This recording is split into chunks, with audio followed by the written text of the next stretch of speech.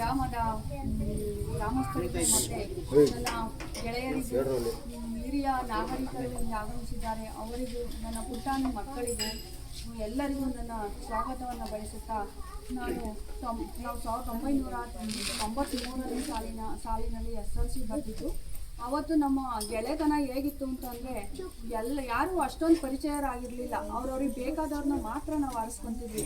ನಮ್ಮ ಅಕ್ಕಪಕ್ಕ ಒಬ್ಬರು ಕೂತಿದ್ದಾರೆ ಅಂದರೆ ಅವ್ರು ಮಾತ್ರ, ಇನ್ನು ಬೇರೆಯವರು ನಮ್ಮ ಅಷ್ಟೊಂದು ಪರಿಚಯವೇ ಇರಲಿಲ್ಲ. ಆದರೆ ಆ ಥರ ಇದ್ದಿದ್ದು ಗೆಳೆತನ ನಮ್ಮ 30 ವರ್ಷಗಳ ನಂತರ ಈ ರೀತಿ ಒಂದು ಬಾಂಧವ್ಯ ಬೆಳೆಯೋ ಕಾರಣ ಅಂತಂದರೆ ಮೊದಲಿಗೆ ಕಿರಣ್ ಮತ್ತು ಜಗದೀಶ್ ಈ ಥರ ಒಂದೊಂದೇ ಕೊಂಡಿಗಳು ಎಲ್ಲ ತಗ್ಲಾಕೊಂಡು ನಮ್ಮನ್ನೆಲ್ಲರನ್ನೂ ಎಲ್ಲೆಲ್ಲಿದ್ದಾರೆ ಅನ್ನೋದು ಅವ್ರು ಗುರುತಿಸಿ ನಮ್ಮನ್ನು ಈ ಒಂದು ದೊಡ್ಡ ಗುಂಪು ಮಾಡಿದ್ರು.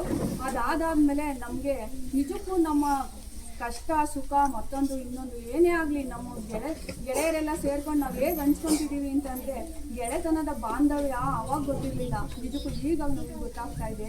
ನಮ್ಮ ಪುಟಾಣಿ ಮಕ್ಕಳು ಏನು ಮಾಡಬೇಕಪ್ಪ ಇವಾಗ ಅಂತಂದರೆ ಮನೆಯಲ್ಲಿ ತಂದೆ ತಾಯಿ ಹೇಳಿದ ಮಾತು ಕೇಳಬೇಕು, ಅವರು ಹೇಳ್ದಂತೆ ನೀವು ನಡ್ಕೋಬೇಕು, ಮತ್ತು ಗುರುಗಳ ಆಶೀರ್ವಾದ ಮಾಡ್ಕೋಬೇಕು. ತಂದೆ ತಾಯಿಗೆ ಮನಸ್ಸು ನೋಯಿಸಬಾರ್ದು, ಗುರುಗಳಿಗೆ ಎದುರು ಮಾತಾಡಬಾರ್ದು. ಗುರುಗಳ ಆಶೀರ್ವಾದ ನಿಮಗಿದ್ರೆ ನಿಜಕ್ಕೂ ನೀವು ಯಾವ ದೊಡ್ಡ ಮಟ್ಟಕ್ಕೆ ಬೇಕಾದರೂ ಬೆಳಿಬೋದು. ನಮ್ಮ ಫ್ರೆಂಡ್ಸ್ ಶಾಲೆ ಹೇಳಿದ್ದಾರೆ, ಗಿಡವಾಗಿ ಬಗ್ಗದ್ದು ಮರವಾಗಿ ಬಗ್ಗಿಕೆ ಅಂತ. ನೀವು ತಂದೆ ತಾಯಿಗಳು ಕೂಡ ಮನೆಯಲ್ಲಿ ಹೀಗೆ ಪುಟಾಣಿ ಮಕ್ಕಳನ್ನ ಹೇಗೆ ಬೆಳೆಸ್ತೀರಾ ಅನ್ನೋದು ಮುಖ್ಯವಾಗಿರುತ್ತೆ.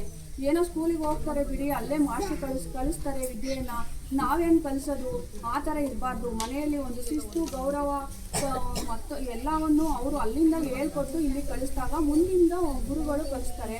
ನಮ್ಮ ಜವಾಬ್ದಾರಿನೇ ಇಲ್ಲ ಅಂತ ಯಾವತ್ತೂ ತಂದೆ ತಾಯಿ ಮನೆಯಲ್ಲಿ ಇರಬಾರ್ದು. ಅವ್ರಿಗೂ ದೊಡ್ಡ ಒಂದು ಕೆಲಸ ಅದನ್ನು ಅವ್ರು ಅಲ್ಲಿ ಕಲಿಸಿದಾಗ ಮುಂದೆ ಮಕ್ಕಳು ನಮ್ಮ ಉತ್ತಮ ಪ್ರಜೆಗಳಾಗ್ತಾರೆ. ಹಾಗಾಗಿ ತಂದೆ ತಾಯಿಗೂ ಜವಾಬ್ದಾರಿ ಇರಬೇಕು. ಅಲ್ಲಿಂದ ಒಳ್ಳೆಯ ತನವನ್ನು ಕಲಿತು ಸ್ಕೂಲಿಗೆ ಬಂದಾಗ ಗುರುಗಳು ಕೂಡ ಅವ್ರನ್ನ ಗೌರವಿತ ವಿದ್ಯಾರ್ಥಿಗಳನ್ನಾಗಿ ಮಾಡ್ತಾರೆ. ಒಂದು ವಿದ್ಯೆ ಆಗಲಿ ಇನ್ನೊಂದಾಗಲಿ ಕಲಿಸೋದು, ನೀವು ಅವ್ರಿಗೆ ಕರೆಕ್ಟಾಗಿ ಅವ್ರು ಹೇಳ್ದಂಗೆ ನೀವು ನಡ್ಕೊಂಡಿದ್ದೆ ಆದರೆ ಗುರುಗಳು ಕೂಡ ನಿಮ್ಮನ್ನ ಒಂದು ಉತ್ತಮ ವ್ಯಕ್ತಿಗಳನ್ನಾಗಿ ಮಾಡ್ತಾರೆ. ಯಾವತ್ತೂ ನಮಗೆ ತಂದೆ ತಾಯಿ ಆಶೀರ್ವಾದ ಮತ್ತು ಗುರುಗಳ ಆಶೀರ್ವಾದ ಇರುತ್ತೋ ನಾವು ಎಲ್ಲಿ ಏನು ಬೇಕಾದರೂ ಗೆದ್ದು ಬರ್ಬೋದು ಮಕ್ಕಳು.